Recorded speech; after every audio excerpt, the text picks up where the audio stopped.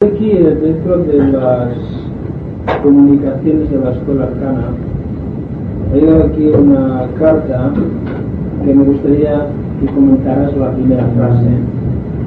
Dice, según dice Edmund Burke, para que las fuerzas del mal triunfen en el mundo, solo es necesario que un número suficiente de hombres y mujeres de buena voluntad no haga nada.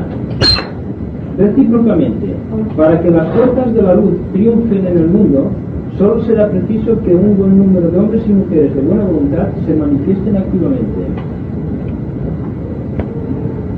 Sí, ya lo hemos discutido varias veces aquí. Sí, pero curiosamente es que da la frase a la inversa también. Para que las fuerzas del mal triunfen, solo es necesario que las fuerzas del bien no hagan nada. Está bien, es muy interesante. Sí, pero también hay que ver un aspecto dentro de esta cuestión, que a veces hacer algo es reaccionar. Porque esto digo, por la persona que realmente tiene paz, no reacciona contra lo que venga de afuera, aunque sea muy bueno. Él tiene la paz, y como tiene la paz, todo lo demás es por añadidura. Ahora bien, no todos tenemos la paz, y entonces como no tenemos la paz, tenemos que hablar en términos de reacción contra algo, como si nos sintiésemos atacados y nos estuviésemos defendiendo, atacando a nuestra vez, ¿verdad? El problema está que si podemos salir de todo lo que dice la gente y buscar lo que dice el maestro.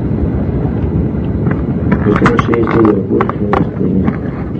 qué tipo es, psicólogo, bien es filósofo, o quizá esotérico, pero lo interesante es que la persona, como decía Buda, solamente puede vencer cuando ya no tenga espíritu de lucha, cuando no tenga ni con quién luchar. Entonces gana la batalla, es un verdadero mago blanco. Es decir, que lo podemos comentar esotéricamente, muy profundamente, buscando la actitud de una persona que tiene paz. Y sabemos que no tenemos paz, y como que no tenemos paz, tenemos que armarnos como un mago negro para luchar, ¿verdad? Y para mí luchar ya es fomentar todavía la opresión de la magia negra del mundo. Ahora bien, hay que luchar internamente para adquirir una actitud de conciencia, eso sí, que es la que nos interesa, esta actitud de conciencia, que hace que te sientas libre, desapegado de todo cuanto está en tu entorno ambiental. Para mí lo más interesante es esto. La prueba es que si una persona te ofende y tú eres capaz de callar, aquella se tranquiliza. ¿Qué pasa? Que cuando se encuentran dos fuerzas antagónicas reaccionando la una contra la otra, forzosamente tiene que surgir la lucha. Es como el caso de Cristo que se deja pegar con las mentiras. Será un símbolo, pero es una realidad esotérica. Que la persona que no se sienta ofendida no tiene por qué armarse y luchar contra aquella que ofende. Entonces, ¿por qué nos ofendemos? ¿O por qué reaccionamos? Porque parte de la magia negra está dentro de nosotros. Y es aquella parte que reacciona. No la parte buena, sino la parte mala que tenemos. Eso más allá de lo que dice ese señor. Eso se sitúa en un plan de luchar contra algo que está establecido mal. Y entonces lucha contra el mal, y eso le llama bien. El problema está si realmente es bien, o es otra cosa que no conocemos. Es decir, se trata de una actitud de conciencia. Por ejemplo, venimos aquí ahora. Hay un silencio impresionante. ¿Os habéis preguntado cómo se produce este silencio? Es aparte de nuestra voluntad. Porque venimos aquí con ciertos problemas todos, pero aquí hay un silencio. Un silencio que si lo seguimos atentamente nos llevará a descubrir el porqué de todos nuestros problemas. Sin que la mente se entere, porque la mente embrolla el problema. Lo descubre, pero no lo puede solucionar. Descubrir un problema no es solucionarlo. Así que cuando vienen los psicólogos de la antigua escuela que dicen que hay que ir al pasado buscando la causa de una situación psicológica. Yo diría que esto solamente elimina una pequeña parte del problema, porque el problema no está nunca en el pasado, está en el presente. Entonces, si en el presente tratamos de vivir correctamente, el pasado se va esfumando, se va diluyendo, como memoria desaparece. Pero estamos tan aferrados a las memorias, la memoria nunca nos deja, y esta memoria constituye realmente el karma. Si pudiésemos vivir sin memoria, no existiría karma. Ahora bien, la memoria como causa de reacción psicológica. Tenemos un grupo de memorias, y entre ellas el espíritu de bien, que nos han inculcado desde la infancia, o las normas de civilización dentro de las cuales estamos inmersos, o lo que nos dicen los libros esotéricos, o lo que nos han contado las personas que saben más que nosotros, como decimos. Bien, esto queda en el contenido memorial, y cuando estamos con el contenido memorial enfrentamos todo ese contenido contra las fuerzas del mal, sin saber que todo aquello es una gravitación kármica que forma parte del propio mal que estamos tratando de vencer. Entonces el problema no está en reaccionar, no está en la lucha, sino en dejar de luchar completamente, empezando por no luchar contra nosotros mismos, descubriéndonos constantemente, pero sin luchar contra nosotros. Llega un momento en que existe una paz en el interior, existe un aspecto de nosotros mismos completamente desconocido. No diría que nos encontramos o enfrentamos un aspecto búdico, en donde no existe lucha, no está búdico. Existe unidad, existe equilibrio, armonía. Y naturalmente somos en cierta manera ciudadanos del plano búdico, a través del ángel solar y a través de las insinuaciones que podamos hacer de este bendito ser en el plano causal. Claro, diréis que eso está más allá de la Antakarana, pero es que siempre voy más allá de la Antakarana, porque todos los tratados que conocemos van desde la mente concreta a la mente abstracta y no pasan de ahí. Entonces, el Antakarana también es una lucha, porque estamos luchando contra las células del cerebro que no están todavía desarrolladas, o contra las células del corazón. Las neuronas nos oprimen el cerebro, y naturalmente, como que tiene que ser atravesado el cerebro por la Antakarana, hay una fricción, hay una lucha constante. Pero es natural, y todo el mundo tiene que quedar de esa Antakarana. Raja Yoga llega a este punto. Yo estoy seguro que todos practicáis el Raja Yoga porque estáis discerniendo, estáis discriminando, y por lo tanto estáis creando una Antakarana.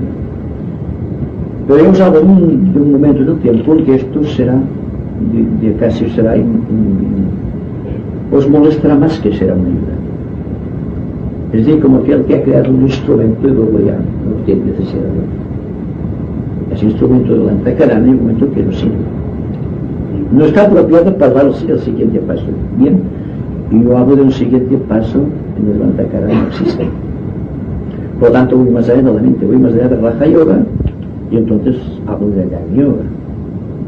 Y el cuarto yoga, fijaos bien la analogía, el cuarto yoga, el cuarto rayo, la cuarta iniciación de la, que es cuando penetra de dicho, y en el cuarto subplano, el plano público, que es el cuarto plano del sistema solar, el cuarto planeta, el cuarto reino.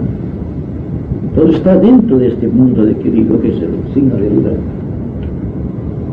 Y ahora, como estamos en el signo de Libra, pues conviene hablar de la manifestación del signo de Libra en la vida del aspirante, del discípulo y aún del iniciado, singularmente en la cuarta iniciación. Bueno, pero el problema está si podemos dejar de luchar, no aquí en los grupos, sino en la calle, en las relaciones cotidianas, con la mujer, con los hijos, con los amigos. Si podemos mantener aquel equilibrio, nos daremos cuenta de lo que avanzamos sin que la mente aparentemente no intervenga. Toda la mente está llena de intención, está llena de poder, está llena de voluntad. No es el pensamiento el que ayuda a la mente, sino que es la voluntad que no queriendo sujetarse a las presiones externas, ya no reacciona contra nada que venga del exterior. ¿Verdad que no reaccionamos aún? ¿Cuándo reaccionamos? Cuando tenemos un problema y queremos resolverlo a base de ciertas prácticas que nos han sido comunicadas del pasado. Ya tenemos que recurrir al contexto memorial, es la causa de todo el problema.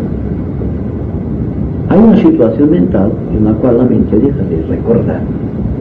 No es que no tenga el depósito memorial, sino que deja de abastecerse de aquel amasijo de recuerdos para anteponerlos contra una realidad del presente, como puede ser la lucha contra la magia negra.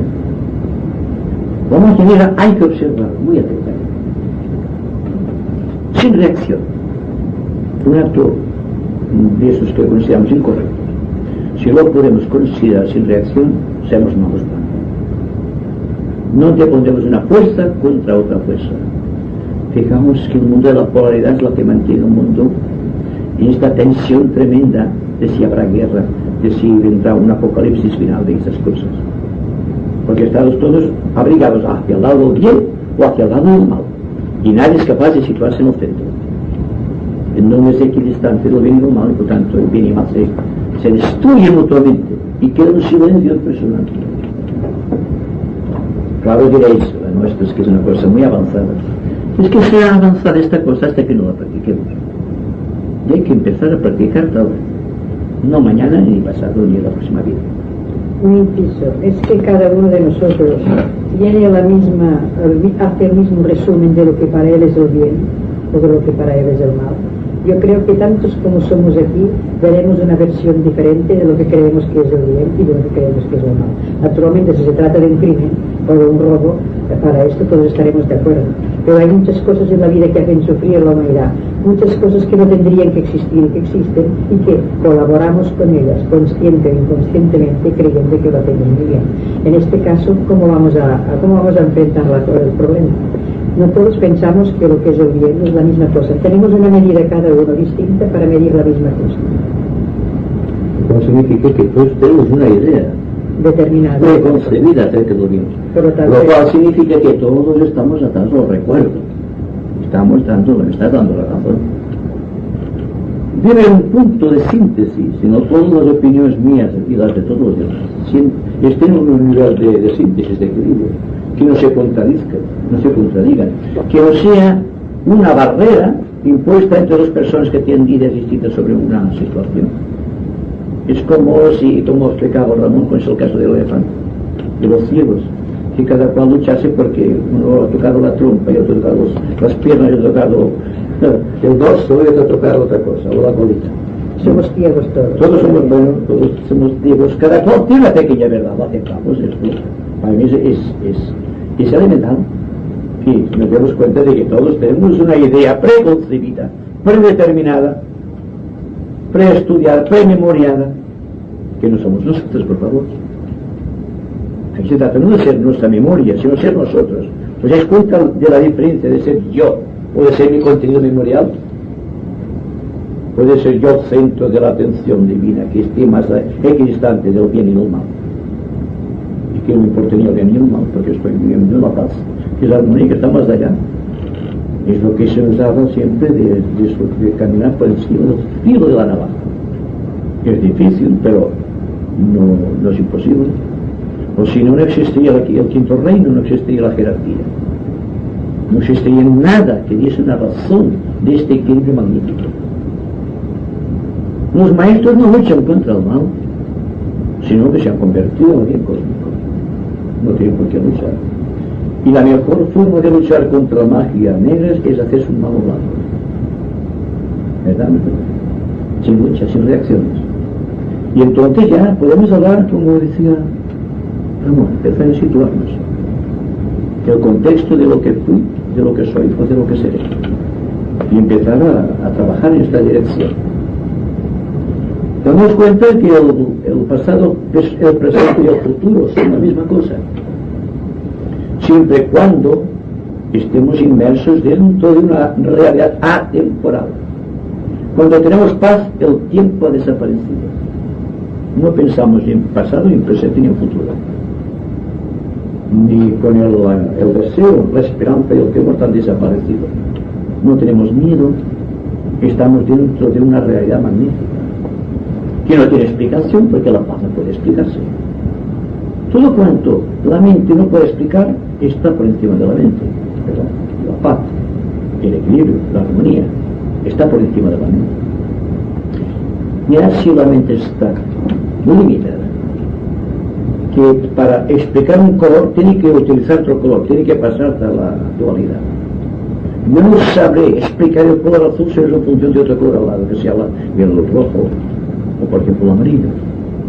Tratad de definir un solo color. Veréis cómo vuestra mente es incapaz de definirlo. Pues si el color, que no tiene importancia, que es solamente un aspecto de la luz, cuando vamos hacia dentro, hacia el bien cósmico, hacia la paz, que es parte del contenido de nuestro sistema solar, menos todavía nuestra mente puede captar el significado y expresarlo. Todo cuanto está en el nivel mental puede explicarse, puede medirse, puede pesarse y puede recordarse. Pero más allá de esto, hay algo mejor. Veréis vosotros, es que eso es la aniquilación de la mente. No, simplemente que el pensador, que somos nosotros, nos hemos adueñado de la mente y la utilizamos cuando lo creemos conveniente, ni más, ni menos, ni más. Es como si tuviésemos un instrumento y lo utilizásemos, pero cuando lo hemos utilizado lo dejamos en un rincón o lo guardamos en el armario, donde sea. Pues bien, cuando llega el momento en que el hombre se dé cuenta que la mente no es él, sino que es un pequeño instrumento de su voluntad espiritual, y cuando llegue a este punto ves que la mente se va disolviendo, pero se sucede entonces algo magnífico. Entonces nuestra pequeña mente, al diluirse, se convierte en la propia mente de Dios, y entonces es la paz de Dios, es la sabiduría de Dios, es el amor de Dios. ¿Me das cuenta más o menos el asunto, la idea? Y esto no se puede explicar en un asunto esotérico, aquí sí que lo podemos explicar, entre un grupo de discípulos, estoy seguro que todos lo son. Estamos tratando de descubrir no una reacción contra algo que está bien de fuera, sino descubrir el secreto que arde en toda vida humana, o en toda vida, o en todo estado de conciencia. Si llegamos a este punto, lo demás no tiene importancia capital. Es algo que está ahí. Es decir, dicho de otra manera, todo está ahí, la verdad, todo, la sabiduría, la paz. Solamente falta hacer así y recoger. No mucho aquí abajo, discutiendo aquí, por lo que está más allá del alcance de las percepciones humanas. ¿Te acuerdas de aquel grupo que en Filadelfia, aquel grupo de amigos que estaban en silencio, y estaban los indios que iban por allí, ¿verdad? En aquel tiempo que eran tan perseguidos y los defendían en su terreno, iban con las flechas y que todo blanco que veía pues lo liquidaban como a ellos les hacían. Sí, en Pensilvania, sí. Estaban reunidos en una reunión cualquiera, pero eran unos individuos, porque no hay que esperar que porque aquella reunión sucedió lo que sucedió, puede suceder en otras reuniones. Era la casualidad, digamos así, de que había unas cuantas personas, de aquellos que habían ido a llevar la paz. Colonos. Eran unos colonos con los que, después de pagarles a los indios sus tierras, después de pagarles a los indios sus tierras, se los dejaban vivir y que pudieran continuar trabajando. Eran los que ellos eran buenos, ellos, no sabía lo que era bien, pero ellos lo eran, de verdad. Estaban reunidos y cuando estaban en el silencio de la meditación, que hacen un silencio auténtico, aquellas personas daban la casualidad de que lo eran todas, estaban en una absoluta paz en medio de aquella guerra. Llegaron los indios a matar. No eran los suyos los que ya los conocían, eran otros, venían de lejos. Pues vieron aquellas personas así, en silencio, se guardaron las flechas, no atacaron y se fueron. ¿Y que vieron para? La fuerza de la paz no tiene por qué luchar. Ven los indios sin estar en paz y escoger los Winchesters o los revólveres o las armas que tengan allí, empezar a disparar. Pero como estaban en un plan de plena inofensividad, el hombre reacciona a estas cosas, entonces los indios, que son seres humanos también, sienten aquella paz dentro, sienten una cosa impresionante, que la gente está en silencio sin preocuparse de si sienten ruido de caballos, ni se sienten la gente que se prepara para disparar una flecha. Y aquello impresiona los sentidos y penetra en el corazón. Y parte de la paz que sienten aquella gente penetra en el corazón de aquella gente que va abrumada, con ganas de hacer daño. Se disuelve todo el problema. Fijaos bien, cuando vais a por la calle y veis dos personas que se pelean, siempre tomáis un partido, hacia uno hacia otro. Si vais a ver un partido de fútbol o de lo que sea, siempre hay un partido. Siempre estamos dentro de algo real. No vamos a ver un partido de fútbol para ver jugar. Vamos a ver luchar, reaccionar. Si hacen daño a nuestro bando, gritamos. Si hacen daño al otro, ese se lo merece. Porque claro, y somos buenos, nos consideramos buenos. Hay mil astucias del yo para surgir de esto, Siempre tomamos un partido, de Patupuri, todo el mundo lo tenemos, Toma su partido. Bueno, eso me parece que está bastante claro, porque ahora hablaríamos, sería filosofar sobre una cosa sencilla. Pero la base está aquí. Que si no luchamos, entonces tendremos paz. Pero solamente por no luchar, no. Es por estar muy conscientes de que hemos de dejar la personalidad muchas veces al lado. Tú no puedes dejar de luchar si no tienes un espíritu de paz dentro. No sea con convencionalismo. No dejamos de luchar por convencionalismo, sino porque estamos en paz y ni preguntamos el por qué. La verdad, fijaos bien, la verdad no se pregunta, no viene como consecuencia de un interrogante. La persona está preguntándose. Yo he preguntado mucho en esta vida y he sufrido mucho porque no podía resolver ciertas preguntas. He llorado de niño y de grande buscando la resolución del problema, hasta que me he dado cuenta de que cuando deje de pensar en aquello y ponga mi mente en paz, la revelación de aquel problema se presentará ante mí en forma de una realidad trascendente. Y es lo que ocurre a mí y a todo el mundo. Es una ley de la naturaleza. Un problema. Cuando tenemos un problema estamos todo el tiempo pensando en el problema. La mente está enfocando el problema de una manera que está atizando el fuego. Si pudiésemos disasociar la mente del problema, el problema se vería más claro y se vería la solución. Pero especialmente cuando tenemos un problema, el que sea, estamos tan dentro del problema que nuestro yo prácticamente ha desaparecido. El yo supremo. Lo hemos involucrado en el propio problema y no puede darnos inspiración. Entonces, hay que hacer como Buda, como dice, el sentimiento humano debe quedar varado en el fondo del río de los sentimentalismos vanos. Varado, es decir, en completo silencio, sin movimiento, alguien muy observando mucho, con una expectación y serenidad. Porque la paz no es estática, ni la verdad es estática, sino que siempre hay un movimiento. Hay que seguir este movimiento. Y cuando no seguimos este movimiento, cuando preguntamos las causas del movimiento, la interrogante, ¿te das cuenta? Interrogarse, os hablo desde un punto de vista casi búdico. Pero hay que hablar de estas cosas para que la mente acabe de transconstruir la antacara. Es como si de arriba de todo nos levantase una cuerda que nos la antacara, pero sobre la cual podemos afirmar la conciencia. Una realidad simple, la verdad, a base de discutir.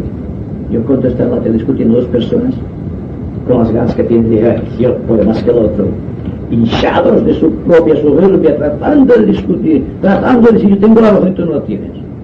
O los partidos políticos luchando entre sí por un despojo, una miseria de yo, de algo que van a dejar. Porque la muerte es para todos, la muerte física, naturalmente, y eso tendrá que dejarlo todo. Igual el Papa y el Rey, que cualquier jefe de Estado, que cualquier persona humilde en su pequeña casita. Por lo tanto, me parece que es muy bueno que de vez en cuando pensemos que llega un momento en que la mente no nos sirve de gran cosa, salvo para expresar los frutos de la sabiduría, de la verdad. Y el hecho de que mi instrumento esté preparado en un rinconcito no es que yo la haya abandonado, sino que la aprovecharé para poder expresar los frutos de mis intuiciones. Pero no será una lucha. Mi intelecto será la relación de todo cuanto existe en mi contexto memorial, pero impulsado por la vida superior. La inspiración, si no hay un canal, ¿de qué nos sirve? La paz, si no hay un canal etérico, ¿de qué nos sirve? O la verdad, hay que tener un canal preparado constantemente a nuestra disposición. ¿Qué es lo que están haciendo los aspirantes espirituales? Están creando canales, están integrando sus vehículos y están creando unas áreas, unas formas distintas de apreciación de ciertos arquetipos mentales, es decir, están preparando sus cuerpos para esta recepción de fuerza. Y cuando están alineados, entonces se produce el gran milagro. Entonces se ve que hay una paz. Porque la mente no reacciona contra el cuerpo emocional, ni el cuerpo emocional reacciona contra el cuerpo físico. Y la mente superior es la que lleva el destino de todo. Y después podemos hablar de lo que viene después de las iniciaciones, esas cosas majas que nos gusta hablar y discutir. Pero que naturalmente lo tomamos también como un objetivo, como una conquista. Cuando en realidad las metas también son ilusorias. Porque es como dentro de la espiral un movimiento constante de la vida. Creamos un objetivo. Todos sabemos que buscamos la iniciación, que buscamos la liberación, que buscamos todas estas cosas. Pero la mente que está queriendo participar en ese juego es la que enmaraña todo el contenido de la verdadera paz. Si dejara de ser la mente, se reduciera a su mínima expresión, entonces la verdad estaría en su máxima expresión dentro de la mente. Es lo que aquí Krishnamurti dice, el vacío creador. Y claro, la gente no comprende que es Krishnamurti. Porque si le quitas un pensamiento al hombre, cree que le quitas algo de su posesión, de su riqueza, de sus pertenencias. Y el problema está aquí, que estamos apegados a la mente. Naturalmente nunca se hace el vacío, porque siempre está lleno de cosas que son nuestras, que es nuestra riqueza. Porque no somos ricos solamente de bienes materiales, sino de deseos y también de pensamientos, de ideas y opiniones. Pero para buscar la verdad, esto no sirve completamente para nada, salvo para luchar contra otros por razones de puntos de vista, lo cual significa que no estamos preparados para captar la verdad. Estamos luchando. Es un pugilato de valores.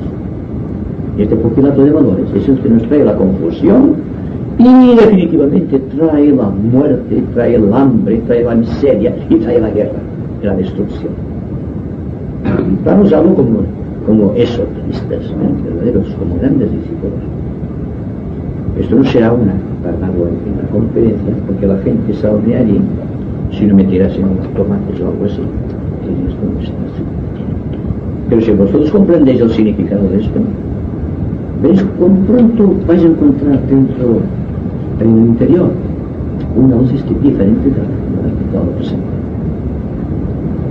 Fíjate que al empezar a hablar, es muy interesante estar en silencio. Eso van los oradores. En este rato de silencio hay lo que se llama el espíritu de una reunión, el espíritu de la congregación. Entonces la gente participa de tu silencio. Es decir, que el hecho está en silencio ya predispone hacia el orador. Todo cuanto surja del orador será aceptado sin tu asistencia. Hablando siempre en términos de discipulado. No hablo de los oradores que van a hacer brillar su personalidad o autopoliticarse. Hablo de vosotros, de mí, vaya. Bueno, vamos a cambiar el tema porque esto es suficientemente debatido. Pero en un momento de la revolución no es necesario una lucha interna entre el yo superior, de cierta forma, y los vehículos que no están suficientemente alineados, entre los elementales, el elemental físico no está definido, ¿no? El elemental astral, el elemental mental, que se resisten a este gobierno del yo superior. Sí. Entonces hay una especie de fricción, ¿no? El perroque Que la mente puede contener. Y es que, ¿cómo podemos utilizar ese instrumento?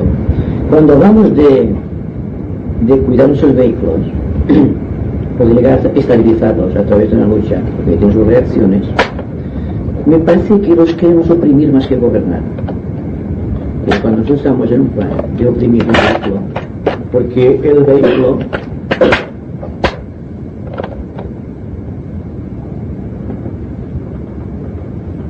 porque el vehículo reacciona contra los esfuerzos del pensador. Porque el vehículo, vamos a buscar el vehículo mental, como el vehículo astral, como el vehículo físico, son un recuerdo del pasado, o un archivo de cosas del pasado. Y naturalmente, como que el pensador trata de imprimir un ritmo nuevo, existe una reacción del vehículo contra el propio pensador. Entonces, existe una apropiación de energía sutil, que no es energía mental, sino que es energía física, que hace el efecto de la mente, siempre y cuando el pensador sea consciente de lo que va a realizar. No se trata de un aprendiz de brujo, que es el que destruye toda la obra del verdadero mago, sino de una persona muy equilibrada que se da cuenta que tiene problemas en vehículos. Si tiene un problema de vehículo físico, tendrá también que acudir seguramente al médico, porque no puede escaparse de la ley pecado. Si se trata del cuerpo emocional, puede cuidar de los deseos, porque el deseo siempre está tratando de oprimir la voluntad del pensador. Que el pensador en su propio plano dice: ¿para qué quieres algo? Tienes todo. No te refieres a pequeñas cosas, porque las cosas grandes que no tienen dimensión ni medida. Pero ellos van siguiendo el ritmo de la apropiación de algo. Y cuando llegas al pensamiento, al cuerpo mental, te das cuenta de que los pensamientos están reaccionando contra el pensador.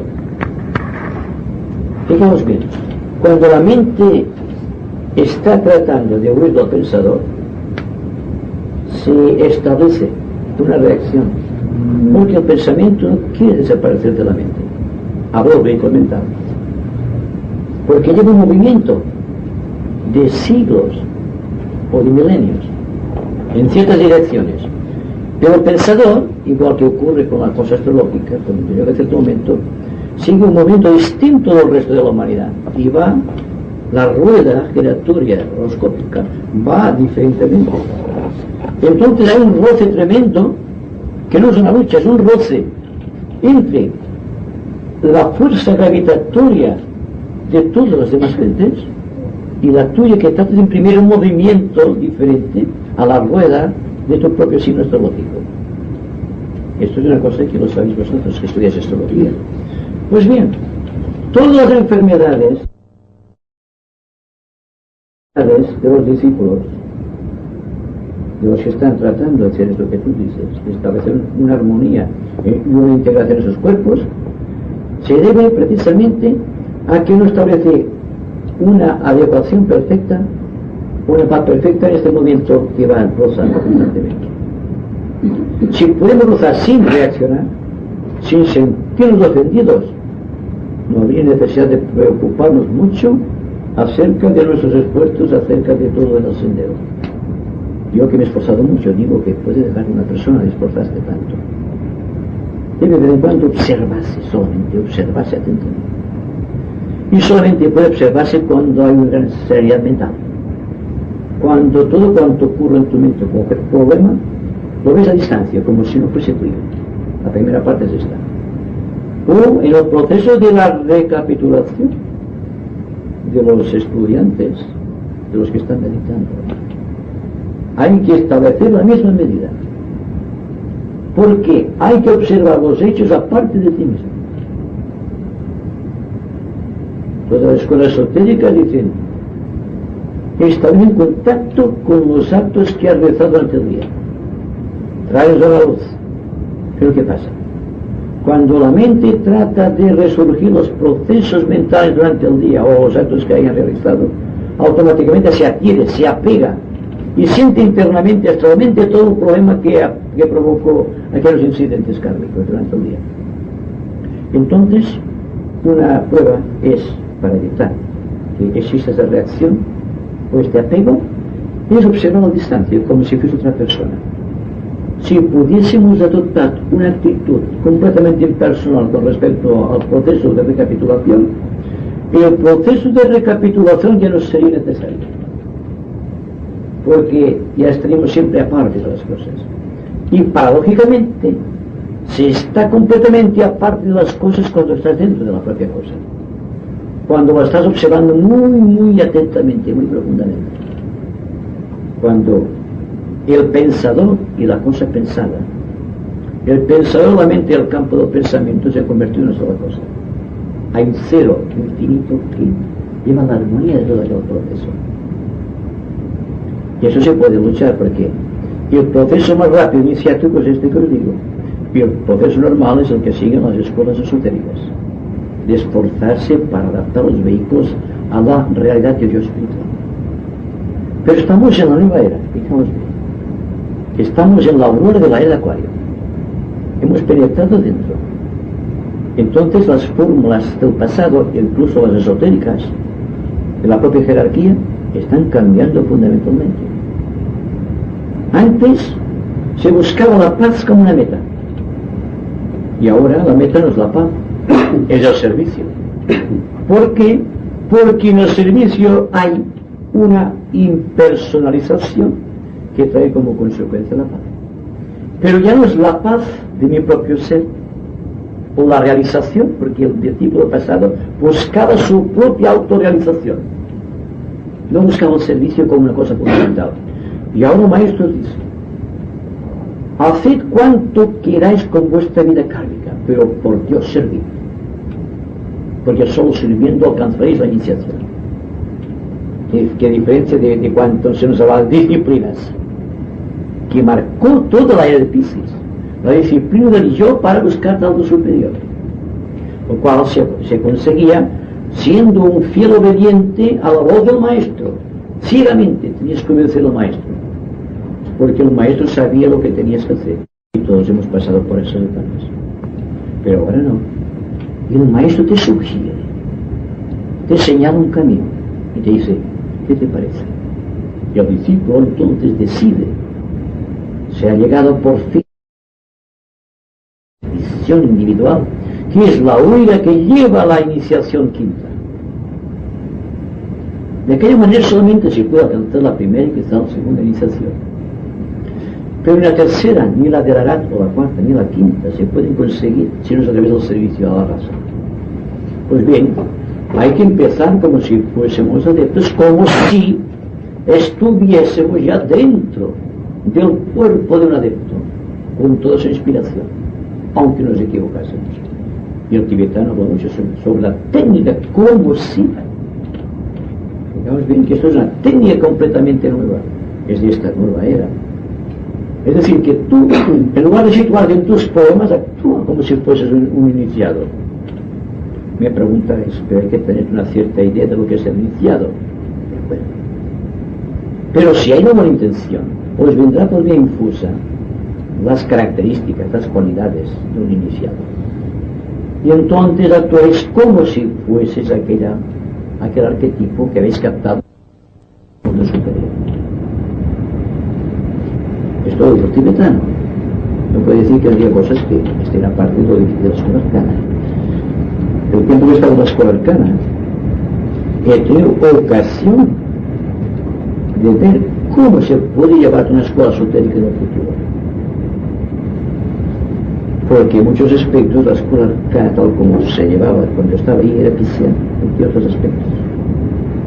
Seguramente cuando gritaba sobre el señor Beltrán las cosas, se daba cuenta que había una reacción pisciana ante una persona que amaba profundamente el aspecto acuariano de la vida. Pero un tibetano decía, que era simplemente esto una escuela de transición, era una escuela semilla para el futuro, y que tendría vigencia hasta el año 2500 aproximadamente. 2500. Yo me salí antes de, porque comprendí que necesitaba estar solo. Y además aconsejo a todos que vayan, que se apunten a la escuela arcana, todas las personas que tienen problemas o que quieren adaptarse a la vida espiritual. Pero hasta que no empiece a trabajar solitariamente, no empiece a descubrir la verdad, que ahora más o menos estoy perdido. ¿Me podemos permitir si queréis? ¿O queréis algo más?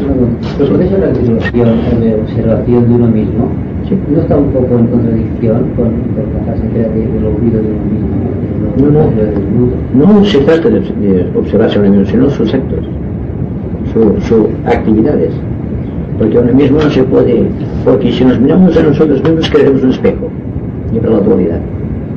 Pero si observamos nuestros actos, no es lo mismo que observarnos a nosotros mismos en la acción, sino observar psicológicamente con interés y profundidad los que estamos realizando, que es donde se expresa el pensador. Entonces veis la reacción de vuestros actos como los actos de los demás. En ese nivel, en esta frontera donde se lucha, donde existen opiniones, puntos de vista, ideas, y no voy contra las ideas en este caso, sino que una idea debe ser observada la nuestra como la de los demás a distancia, por un solo motivo y muy fundamental, de que nosotros no somos las ideas, que nosotros no somos los pensamientos, que nosotros no somos las emociones y que nosotros no somos los actos, sino que nosotros aprovechamos el cuerpo físico, el cuerpo astral, el cuerpo mental para expresar ciertas actividades de conciencia. A esto me refiero. Ver los vehículos a distancia, pero bien sujetos, gobernados, no oprimidos, repito la palabra. No hay que oprimir un cuerpo para tenerlo sujeto a la ley, digamos, espiritual, sino que observando atentamente el cuerpo, sintiéndose vigilado, porque es muy escrito, son fuerzas elementales, empieza a ceder, empieza a reverenciarte, se convierte en parte de ti mismo. Si tenemos 30.000 millones de células, según se nos dice, en todo el cuerpo, y cada cual va por su propio camino, ahí están las enfermedades, porque cada célula tiene sus propios motivos de vida, su propia conciencia, sus propias emociones, son vidas.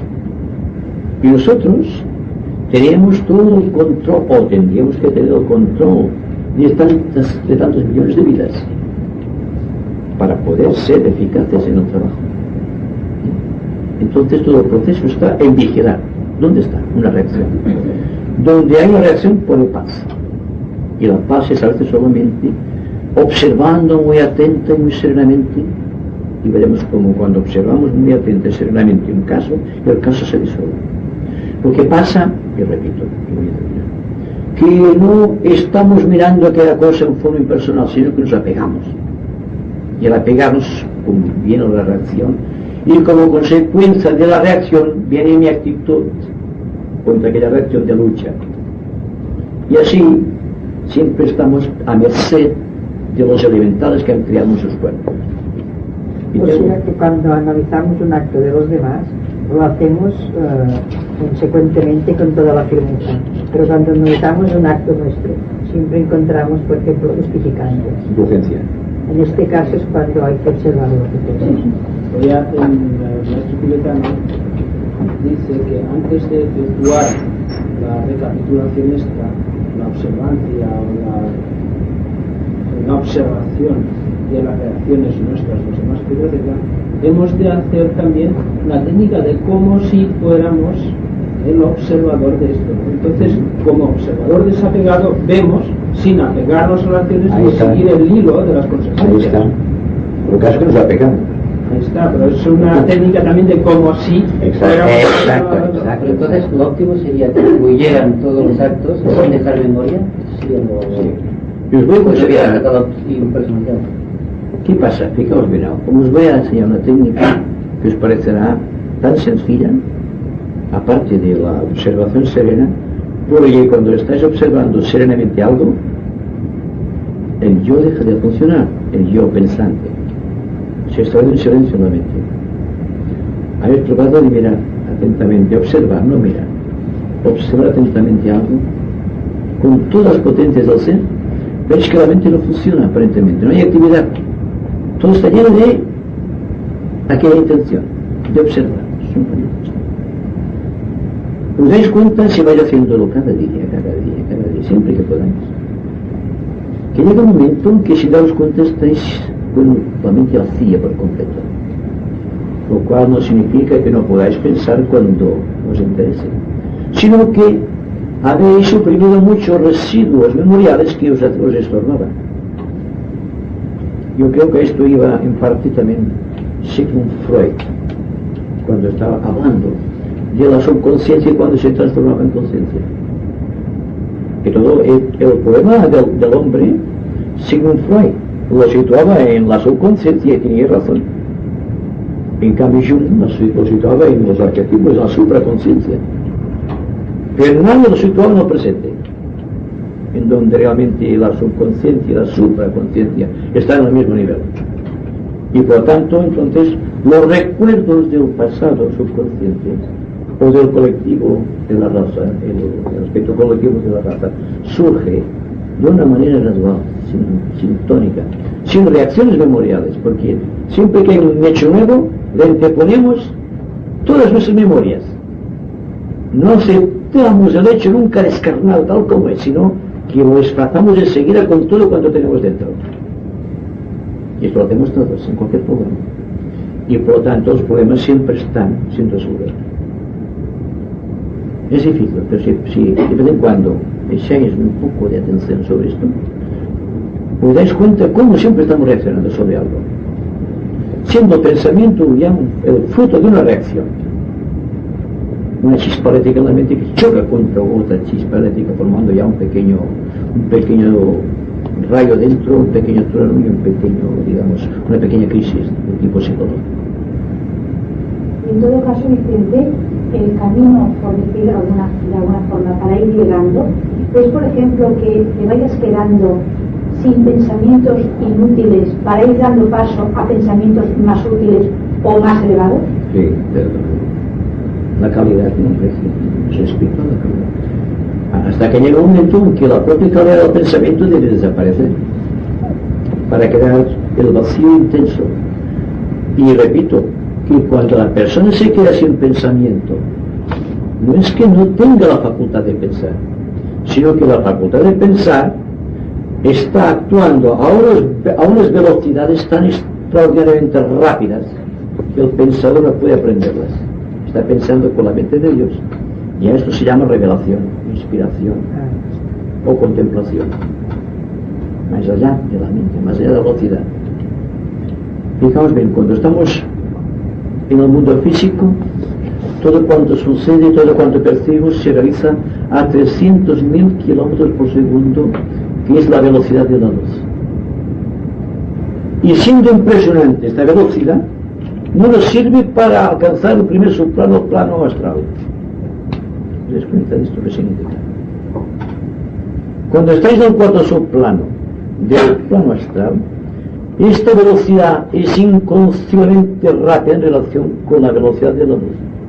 Y cuando llegamos al punto céntrico de la evolución, del cuarto subplano, del cuarto plano, el plano búdico, entonces ya no hay medida para poder calibrar. La mente se ha quebrantado, se ha disuelto, se ha perdido. Pero sin embargo empieza otra forma de vida dentro de la persona. Entonces hablamos, como siempre hablamos, de yoga, y el yoga de una manera. Y el yoga de los discípulos se ha dado como una contribución del propio logos planetario para los discípulos mundiales. Y no para favorecerles de cierta manera, sino porque contribuyan al desenvolvimiento de este esquema terrestre, o a su propia evolución, su propia iniciación. Como si yo a un átomo de estos 30.000 millones que tenemos dentro del cuerpo le diese una vida especial para que secundara en mi labor iniciática. ¿Te das cuenta de esto?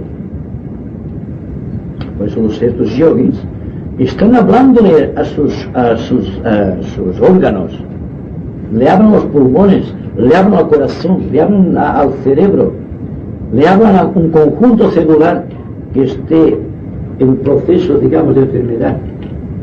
¿Por qué? Porque ellos son los reyes de aquel sistema. Y ayudando a aquellos órganos, o a las vidas que integran aquellos órganos, se está integrando dentro de un proceso espiritual. No es que sea egoísmo, es una ley de la naturaleza. Ahora bien, la forma como reacciona, y voy a terminar ahora, la forma que reacciona un átomo ante nuestra impresión causal, o la forma que reacciona un hombre ante la impresión del logos planetario, depende de la evolución espiritual. Es así. Si el discípulo está preparado, como debe ser, entonces aceptará la ley. Y aceptará las energías porque sabe que aquellas energías no son suyas, son del propio logos planetario para trabajar por su plan de perfección. Porque hablar de la perfección del logos es hablar de la perfección de todos los sistemas terrestres, del planeta que como todo el resto del universo está tendiendo hacia la perfección o hacia su conversión en un planeta sagrado. La mutación está en la base del universo. Todo es una transmutación logoica, empezando desde los planos superiores hasta el átomo de la urencia, que tiene 103 protones y 103 electrones y 103 neutrones, el más pesado de todos los elementos conocidos. Y la persona transmuta precisamente basándose en leyes químicas, rigurosamente químicas, y siempre se basa en el fuego. O bien utiliza el fuego de punta de vista, que va sobre el cuadrado, sobre todos los átomos que tienen sus componentes en forma de cuadrado, pues la que trabaja sobre aspectos moleculares en forma de centro, bien se basa en el fuego de Fourier, que se basa en átomos en forma de esfera, en forma de círculo. Claro, cuando hablamos del triángulo cuadrado y del círculo, es porque estamos viendo en una tercera dimensión. Pero si ascendemos a una cuarta dimensión, entonces el cuadrado se convierte en el cubo, el hexaedro. El triángulo equilátero se convierte en la pirámide y el círculo se convierte en la esfera. Entonces lo ves profano en otra dimensión. Pues bien, toda la simbología del universo se basa en la representación. Y luego de la enigma cuando está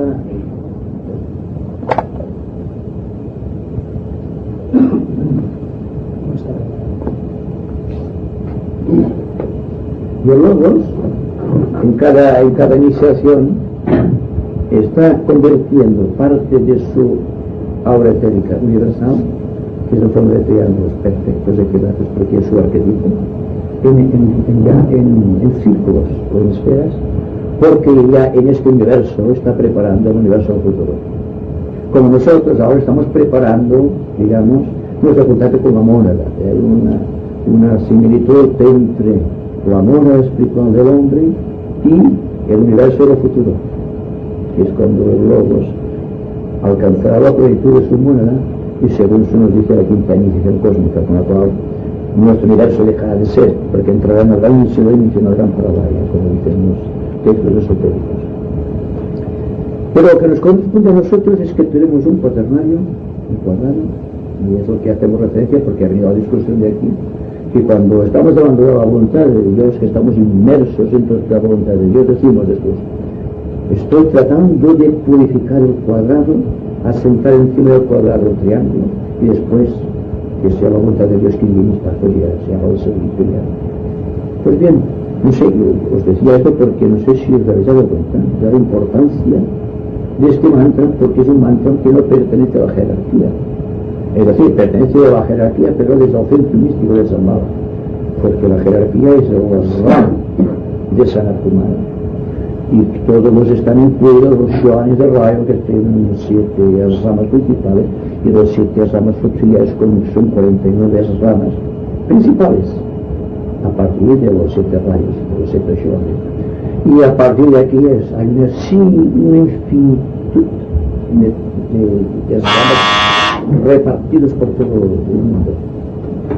Y esto hace, es muy interesante, de que en la Tercera Guerra Mundial no se haya precipitado, porque los planos mentales, los discípulos, aquí vamos a la transmutación, están convirtiendo los cuadrados irregulares de los pensamientos incorrectos de los hombres, transformándolos por rotura, por quebrantamiento, en triángulos. Y esto es quizá lo que va a evitar la guerra. Y el trabajo alquímico de convertir los triángulos a los cuadrados en triángulos. El hecho de que haya un trabajo jerárquico superior que hace que los triángulos se conviertan en círculos o en esferas pertenece a Shambhala. Claro que cuando hablamos de Shambhala, esto parece que no tiene nada que ver con nosotros. Pero es que ahora, en esos momentos, existe una invasión de fuerza de Shambhala en nuestro mundo, que es la fuerza precisamente del Señor del mundo, que está en trance de recibir la cuarta iniciación planeta solar, que es la precursora de la tercera cósmica. Y hay casos que vamos a unas iniciaciones en Madrid, ya vamos preparando ya el camino pero que tiene que ver con la transmutación, porque la transmutación, como la ley de gravedad, como la ley del dinamismo, como la ley de los campos magnéticos, es universal. No es, digamos, una cosa particular para el ser humano que tiene una aura magnética o que tiene una aura más o menos condicionada por triángulos, por cuadrados o por esferas o por círculos. Es digamos, el reflejo del universo, porque somos hechos, como se dice técnicamente, a imagen y semejanza de Dios, del universo. Entonces, todo proceso de transmutación está a nuestro alcance, precisamente cuando estamos tratando de vivir adecuadamente según el ritmo de la vida, o cuando efectuamos una buena meditación, o cuando estamos sirviendo por para meditar. En estos momentos estamos transformando algo de nuestro equipo celular molecular, porque igual que existe un contenido molecular en el cuerpo físico, existe un contenido molecular en el plano astral, para los cuerpos astrales, existe también un contenido molecular en el plano mental, y excepto el plano ático, todo lo más tienen formas, incluso la forma de la hormona tiene una forma. Siempre es el ángulo del globo, no es el ángulo de la persona. No vemos ya, a partir del plano gaseoso, como decía Ramón ayer, ya lo que vemos es imponderable. No tenemos la ciencia igualmente, que no tiene ningún aparato capaz de registrar lo que existe más allá del campo gaseoso. Se supone que existe una dimensión, porque existen fuerzas que están trabajando en esas direcciones. Incluso los esposos de la Unión Soviética han podido demostrar efectivamente que existe el campo magnético, que existe el cuerpo etérico, y que no solamente es el cuerpo humano, sino que es todo cuerpo físico y naturaleza. Y los cuerpos físicos de la naturaleza, incluido el ser humano, están condicionados por su campo magnético, lo cual condiciona siempre el superior al inferior. Y el contacto siempre tiene un contenido molecular humano, por ejemplo, por un contenido molecular de animal, siempre suscita de parte del animal una espera, una expectación a ver si se decide a transmutar algo de su naturaleza animal. Y hay un grupo de adeptos en el plano físico, trabajando con el reino animal, tratando de convertir en cuadrados aquellos compuestos moleculares que no tienen forma definida, visto siempre desde el plano causal. Entonces, todo eso es un proceso de transmutación. Digo esto porque no hay que reírse los amuletos, no hay que reírse de aquellos pequeños talismanes que hacen las viejas del lugar, y que puede hacer que una persona tenga buena enfermedad, porque pueden interferir dentro del compuesto molecular de cualquier persona, y el campo psíquico está lleno de estas cosas. Es interesante ver que esto que parece una cosa sin importancia, si lo adquiere desde el ángulo de la persona que crea un talismán. Además, fijaos bien que hay lugares magnéticos en la Tierra y que existen talismanes de la jerarquía, creados por la jerarquía, manipulados por la jerarquía, porque la jerarquía tiene geómetras, tiene matemáticos, tiene astrólogos, de toda clase de personas iniciadas, están trabajando estas cosas. Por ejemplo, esto como diría solamente de curiosidad, hay un departamento dentro de la jerarquía dedicado solamente a sacar los horóscopos de los discípulos en probación para pasar al discípulo acertado. Y otro superior, siempre en un plan de horóscopo, que hace que este grupo, aliado con la Mashua, precisamente, están trabajando los horóscopos de los discípulos aceptados, o discípulos juramentados, o discípulos en el corazón del maestro, para crear la situación que tiene que ver con la iniciación. Si falla un pequeño ápice dentro del horóscopo, no puede recibir la iniciación, porque no se basa en un movimiento de la Tierra, sino en el real, en el que tiene que ver con un movimiento real del Sol. Porque fijaos bien que cuando se saca el horóscopo, se sitúa la Tierra como el centro del universo, no como el del centro. Es decir, que desde el punto de vista astrológico, fijaos bien cómo todo está falseado, El horóscopo del hombre está situado en un momento fijo y todo da vuelta a su alrededor, cuando no es verdad, sino que la Tierra y el hombre todo se cuenta da vueltas alrededor. Eso para deciros con condiciones está la astrología todavía, para poder determinar las cosas que tienen que suceder en el futuro, que solamente puede abarcar la parte física y alguna pequeña parte no se va. Pero cuando hay un contenido causal ya no sirve, porque entonces hay que situar el horóscopo de acuerdo con el movimiento heliocéntrico, y situando allí dentro de aquí el iniciado o el discípulo, y entonces se ve, y entonces vienen las corrientes astrológicas, y hay un triángulo de energía siempre que se produce la iniciación, y entre ciertos planetas definidos para cada iniciación, que es la ley de los triángulos, la importancia de los triángulos. El triángulo, a partir de la segunda iniciación, y cuando empieza la tercera, está formado por los Budas Pratyekas, o Budas de actividad. Los demás están formados por el Manu, por el Bodhisattva y por el Mahashoggi, que son triángulos iniciativos. Y el gran iniciador siempre está en el centro, con su cetro de poder. Pues bien, es un pequeño cetro, porque el cetro, cuando inicia levanta el cetro, y lo decimos otro día aquí, de un lugar correspondiente del cosmos, correspondiente a cierta energía astrológica, surge la energía que llena el cetro, que debe ser aplicado al cuerpo del iniciado, es decir, al cuerpo causal del iniciado, y de ahí se va a disparar por los centros etéricos o chakras del iniciado, hasta producir la rotura, quebrantamiento de los inferiores y de los superiores. Y eso pasa del diafragma. En la primera iniciación, los tres centros más abajo del diafragma dan su fuerza al corazón. Y desde aquel momento de la iniciación quedan paralizados completamente. Cuando vuelve a su cuerpo físico iniciado, entonces vuelve a actuar la fuerza de los chakras, pero ya una cantidad menor, porque mucha parte de cuadrados han sido extraídos y se han convertido en triángulos. Ahí está la transmutación que se está creando, precisamente en un momento de la iniciación. Cuando viene la iniciación final, cuando se pasa de la cuarta, la de la crucifixión, a la de la resurrección, entonces todos los triángulos cuadrados perfectos que creó el iniciado a través del tiempo se convierten en esferas radiantes. Entonces, según se nos dice de una manera así simbólica, el cuerpo del adepto no tiene sombra, porque en la esfera no crea sombra. Solamente crean sombra los demás formas geométricas.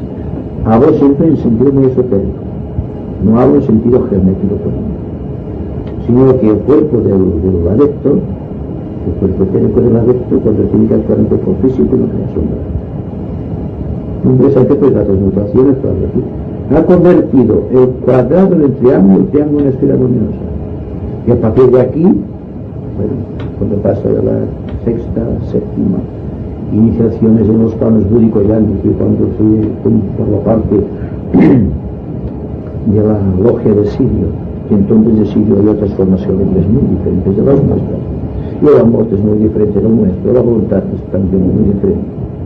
Y por lo tanto, cuando conocemos acerca del amor aquí, es pálido comparado con el amor que puede mostrar un adepto de la constelación de Arcán, precisamente la estrella central que Sirio tiene una importancia para los que vayamos estudiando esoterismo, para saber que todo lo que estamos haciendo es transmutar en algo, y para que no riamos las pequeñas cositas que hacen las mujeres de vida, los viejecitas. O lo que lleva aquí siempre el jefe de la tribu, o bien el hechicero aquí. El primero porque detenta un poder talismánico de magia, y el segundo porque es el guía religioso. Y el Papa se ha conectado el hechicero con el Cristo y el otro con el Manu. Y lo demás, siempre hay un primer ministro que es el que se pide, ese es el Mahashoggi. Veremos que todo existe representado en la vida social del hombre, aún. Y en las razas más primitivas, y no me apuréis porque también existen animales que tienen esa misma tendencia, porque todo es igual, abajo que arriba y arriba abajo, lo que decía Ernst. Así que hoy en la meditación se va a cargar de energía positiva. siempre y cuando exista el elemento pulverizado completamente, que no exista granos. Porque cuanto esté más picado por el talismán, mucho mejor. Hay también, hablamos otro día de la magia negra, que utilizan ciertas personas que quieren mal a otras. Y según se nos dice, cogen el corazón de un cordero o de una gallina y le clavan. Pero no es el hecho de clavar, porque el hecho de clavar no tiene importancia, porque es una cosa muerta. El hecho es que cuando están clavando están pensando en la persona. Y siempre que hace esto lleva una intención. Ya que no solamente se puede, después que ha sido clavado, esto se puede solamente arreglar con el fuego. Solamente llegará a la persona que tenga parte de la maldad del mago negro dentro de su corazón.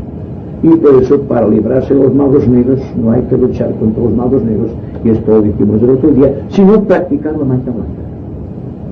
Porque si un mago blanco no se esfuerza por defenderse, porque su defensa es la paz que lleva en su corazón, existe sí un tremendo desafío para un mago negro, porque en el momento en que clava algo contra el adepto o contra la persona pura, o contra la persona que practica la magia blanca, es la muerte inmediata.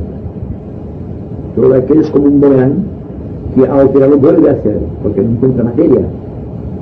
Por eso decía el otro día, y eso es transmutación, que no hay que esforzarse en luchar contra las cosas, ni tratar de disciplinar la conducta para que se vayan ciertas cosas, sino vivir siempre, serenamente, porque de esta manera las cosas se irán de nosotros, sin necesidad de apartar toda la violencia, porque no podemos apagar un fuego con benzina, ¿verdad?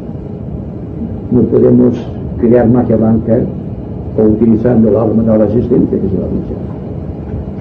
Y el tibetano incluso llega a decir, si el hombre cuando se siente enfermo amase la enfermedad se purificaría. Pero cuando la persona tiene la enfermedad está luchando contra ella, no está viendo el asunto desde sus raíces kármicas, sino desde el punto de vista del sufrimiento humano. Y entonces automáticamente viene una reacción de la persona contra ese estado. Y hay una lucha entre el hombre y la enfermedad. ¿Pero qué pasará el día que el hombre diga, ven enfermedad? Invoca por que empieza a invocar. No tendrá fuerza. Porque la enfermedad, una serie de cuadrados irregulares vistos desde el plano de vista actual, está intentando penetrar, que haya un vórtice de energía en cualquier cuadrado que sea irregular dentro del organismo. ¿Pero qué pasará cuando encuentra un triángulo y el trato perfecto? Será expulsado. Lo mismo que un pensamiento nuevo, por ejemplo, un triángulo que se disocia de esa escalera. Al penetrar en el lado del iniciado también, si encuentra un triángulo trato perfecto, desaparecerá. O bien cuando encuentra un círculo perfecto dentro del cuerpo del discípulo en relación, o del discípulo, digamos, en el corazón del maestro aceptado. Porque se supone que cuando se llega a ese estado de discípulo en relación, tiene que haber un círculo ya dentro de la obra, una serie de círculos y unos triángulos regulares perfectos y pocos cuadrados. Y eso no queda el maestro, lo que era el discípulo evolucionado, iniciado, cuando está viendo a un discípulo inferior, a quien el maestro ha dicho vigila, porque el maestro ya está vigilando a los pequeños discípulos del mundo, tienen sus planes, digamos, cósmicos, pero si en sus discípulos dicen vigila, y cada mes o cada tiempo estipulado, el discípulo del maestro pues tiene menos triángulos o tiene más cuadrados, lo que está diciendo todo, y el maestro toma nota, y el maestro lo registra, que esto no se sabe. Y el maestro tiene un libro, que es un registro acásico, donde están los nombres de todos los seres humanos, los nombres de todos los discípulos en promoción, los nombres de todos los discípulos que están aceptados, los nombres de todos los discípulos en el corazón del maestro, los nombres de todos los iniciados a llegar al Cristo y más a ver. Y yendo hacia abajo, los nombres de todos los animales por su nombre de gutural, digamos, lo que expresa el animal. Solamente para deciros lo grande que es la naturaleza, hablando en términos de transmutación. Porque todo cuanto existe en la naturaleza, a través del fuego se transmuta y transforma Dios creador. Estamos aquí, por ejemplo, fijaos, el poder de la palabra. Si la palabra y está hecho con intensidad, con voluntad, con amor. Esta palabra tiene el poder de transmutar la naturaleza de aquellos que nos escuchan. De ahí el peligro de los grandes oradores. Robespierre, en la Revolución Francesa, para evitar que sugestionara las masas, tuvieron que tapar la boca. Le rompieron la boca, por así decirlo. Porque al empezar a hablar, ya estaba convenciendo. Es un poder. Y todo cuanto existe se basa en las leyes también. Y ahora podemos cambiar la Una pregunta. Sobre eso de los antiguos acásicos, cada persona debe tener un nombre espiritual, ¿no? Porque si no, sería con la cantidad de reencarnaciones en el archivo aquel. Hay el nombre de pila que evidentemente no nos pertenece, porque ha sido el azar. ¿Cómo se llama tu padre? Vicente, mi padre. Vicente. ¿O cómo se llama? Pues mira, Ramón, mi apóstol Ramón lo dijo, o padrino, porque se llama Ramón el padrino, apóstol Ramón. Bien, esto es arbitrario, porque no se ajusta a la fonética del ego, o al sonido del ego, porque cada ego da un sonido especial, por lo cual es reconocido en los planos ocultos, o a través del grupo de egos en el plano causal. Es este el nombre de lo que está verdaderamente iniciado, que nos ha hecho ya no entrate en las ramas, ya no es tu nombre. El maestro dice, de hoy en adelante tú responderás a este nombre, pero este nombre está implicando una gama de sonidos, una gama de mantras. Es decir, que solamente un maestro y los discípulos de las ramas de la misma categoría del discípulo pueden llamar por este nombre. Para los demás es un secreto. Y cuando viene la primera, segunda, tercera, cuarta y quinta iniciación, el elefante llega un momento en que todo queda cubierto como un velo y solamente queda el iniciado y el iniciador. Y entonces, de boca a oído, tal como es la regla oculta, dice, tú te llamas tal. Y es el nombre del ego. Y en la quinta iniciación, tú te llamas tal. Es el nombre de la mónada. Y cuando va subiendo, dice, el logos planetario se llama así. Y cuando viene la séptima iniciación, te dice, el logos solar se llama así. Y si va ascendiendo a la categorización, dice, el logos cósmico de este sistema de sistemas solares se llama tal. Y todos son sonidos. Porque sabiendo el nombre, puedes invocarte al logos solar, puedes invocarte al logos planetario, puedes invocarte al maestro, puedes invocar a tus hermanos de grupo. ¿Comprendes el porqué del mundo? Pues bien, eso no me estoy bastante bien, pero es muy bonito porque además explica también, te das cuenta que en la fila del bautismo hay un triángulo formado por el sacerdote y los dos padrinos. Pero es que en la iniciación existe el hierofante y los dos padrinos, los dos maestros. Y el que recibe el agua o el fuego es el iniciado, porque todos se basan en las mismas leyes. Y si vais a los reinos, digamos, Inglaterra que tiene un rey, aquí en España no sé, porque se ha perdido la cosa oculta, pero cuando hay una ceremonia de gran magia en el palacio rápida, ¿qué lleva el rey o la reina? El cetro. Y aquí el mundo. El cetro de los reyes es la copia exacta, ahora no, porque ahora se perdió los misterios, del talismán sagrado que trajo los logos planetarios de Venus, y con el cual son iniciados todos los grandes discípulos de la raza. Es interesante, ¿verdad? Aunque sea lejano, es bonito saber. ¿Es cierto? No. Es cierto que dicen los libros teosóficos de que cuando un discípulo entra en probación, el maestro crea un duplicado en materia etérica que responde exactamente a la atención del discípulo. Sí, sí. Y si puede seguir de cerca su... Hay un lugar en Sigatsé. Sigatsé está muy cerca de Zambala, hablando de lugares definidos. Son unos cuantos cientos de kilómetros, pero se comunican por debajo por Sigatsé y Zambala.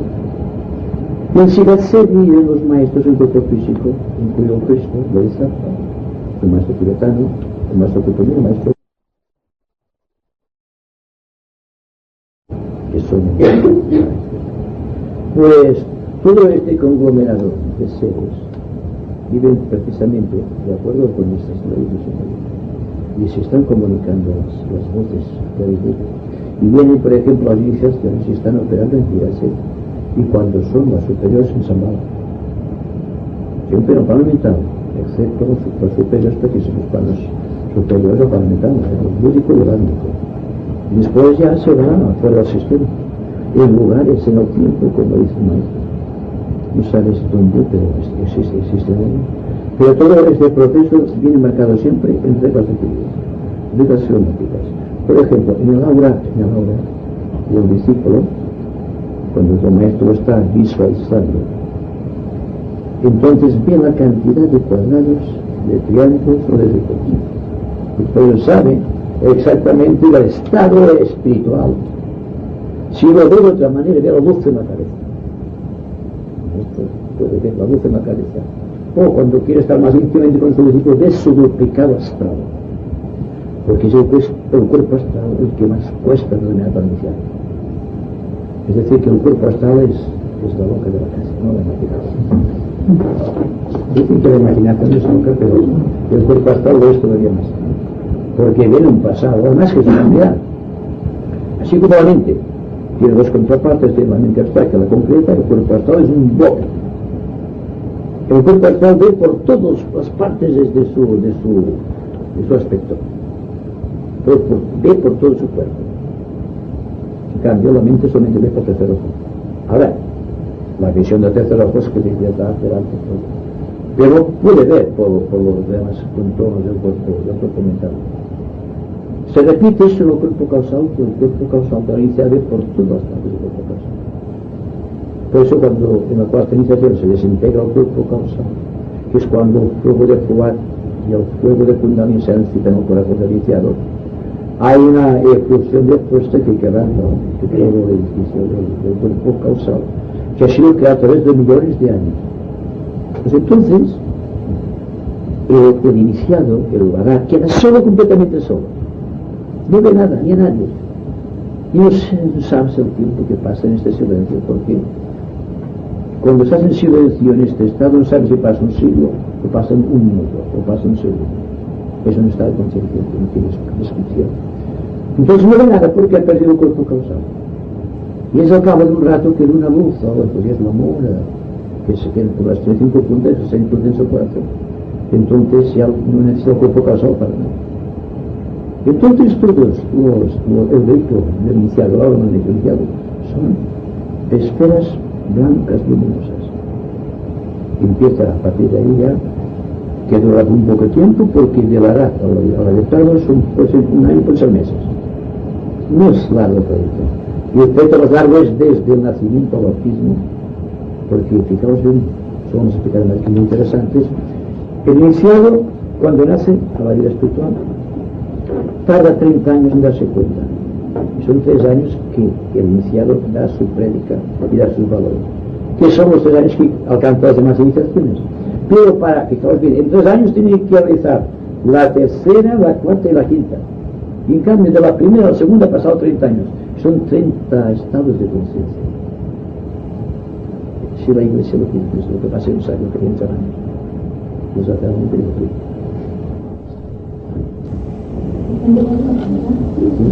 Así un poco al práctico. Entonces, desde arriba nos ven abajo solo por el estado en que estamos. Entonces, o sea que para esta mano, cuando tenemos prioridad, solo tenemos los dedos. Nada más. Porque, por ejemplo, el maestro te presta atención para a lo que tú espiritualmente estás necesitando, no necesitando, sino lo que tú estás dando y al nivel que tú estás adquiriendo y tú vas haciendo. Pero de alguna manera no se necesita, solo espera tú resultados. Entonces, si eso que decimos que hay que venir, porque la felicidad es la vida, ¿no? Pero me parece mucho más que todo esto, la palabra de Dios. Entonces, solo nos queremos ayudar. ¿Cómo? Para que nos echen una mano a las cosas. Es decir, hoy la mano para pedir tú puedes decir que el maestro de gracia a través de los dedos. Y que tú llegas al maestro a través de los dedos. Por si los dedos dominan el espacio. Y un día hablaremos del espacio como entidad, es muy interesante. Pero los devas, están por doquier. Al hablar, estás criando devas. Y si el audio del grupo es muy fino, muy radiante, siempre hay devas aquí. Por si no, ¿cómo explicáis ese silencio que siempre nos contestamos? No se forma en otros lugares, aunque estemos menos personas. Aquí hemos quedado una especie de tiempo.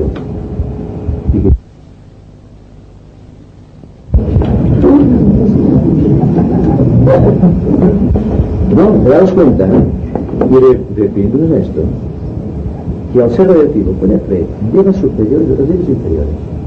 Naturalmente, esas pequeñas cosas atraen los elementales de la tierra, porque esto es sustancia química mineral, por tanto no puede ser grandes devas. Pero como que los grandes devas están dirigiendo a los pequeños ángeles, pequeños que corren por aquí, los bendecidos del hogar, hay que hablar de esas cosas también, porque los tenemos todos en casa. Pues estas cositas, si invocamos devas superiores, entonces dan un ritmo vibratorio a esos pequeños devas que están ahí contenidos. Les dan nueva vida, nueva sangre, algo más abundante, como que existe. Y entonces eso tiene valor. Pero se desacro, ponlo a la vista. Pues si no nos cuenta, todos estamos deseando que esto tenga fuerza, que tenga vitalidad, que tenga un carácter realmente mágico, pero magia aguanta. Y todo el proceso del silencio es cuando se ha creado en virtud de los devas un vacío en donde estamos nosotros. Este vacío es la protección del grupo. Si continuásemos en meditación regularmente, haciendo un círculo de esta manera, que es un irregular, desde el punto de vista mágico, con ciertas oraciones, con ciertos dibujos aquí.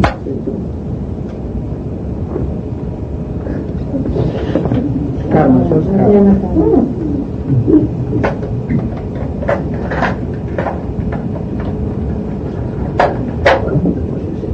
Això la pagaria.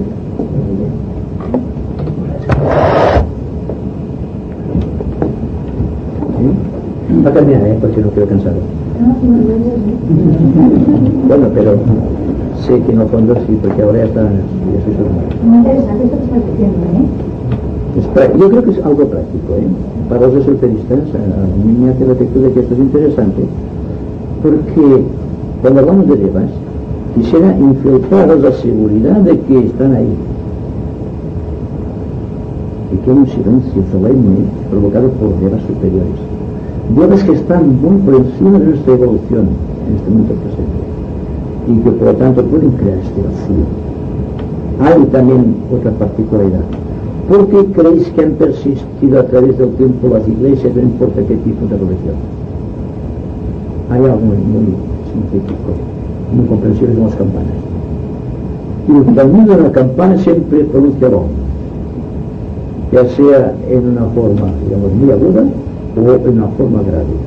Las grandes campanas hacen sonidos graves, y las campanas pequeñas dan sonidos argentinos, y los invocan los entes de devas. Son necesarios porque entre la interacción de los devas hablados con los sonidos de las campanas graves y los devas de los sonidos de las campanas pequeñas agudas de cristal, que tiene este sonido cristalino, se puede decir, argentino, que penetra en los oídos, como de repente no puede sola, están creando en el neolete un vacío. Y ese vacío es como un templo que crea protección. Y naturalmente, si se hace un poco de visión esotérica, es interesante ver un templo cuando está anocheciendo, viendo a distancia de la montaña, viendo por ejemplo la catedral de Barcelona o la basílica de San Pedro, con nuestra experiencia, relatando nuestra vida. Experiencia precisamente de esta fuerza tremenda que sube. Y no importa la religión. Los devas lo saben, no tienen mente como nosotros, no distinguen de una religión católica, apostólica, con una budista o una mahometana, no tienen nada que ver. Les atrae la fuerza invocativa de los cielos. Por eso los ángeles son fraternales. El hombre con la mente separa, de la importancia de la unión que se trata de eliminar la mente que abre el corazón. Si dejaste la mente cristalita, sino que la tendrá como un vehículo apropiado. Pero lo interesante es persistir en esta intención de que realmente cada vez que hacemos la meditación, primero, una cantidad de cuadrados se convierte en triángulos. Y si tenemos un triángulo equilátero, se convierte en un círculo. También la perspectiva nuestra. Y cuando estamos vigilados, pues hago esta reflexión porque estamos siendo muy vigilados internamente, porque estamos en relación, porque estamos afectados. Pero siempre hay una supervisión superior, incluso los grandes adeptos. Porque naturalmente nosotros vemos las cosas desde una perspectiva muy humana. Pero es que como igual es abajo que arriba, igual es arriba que abajo.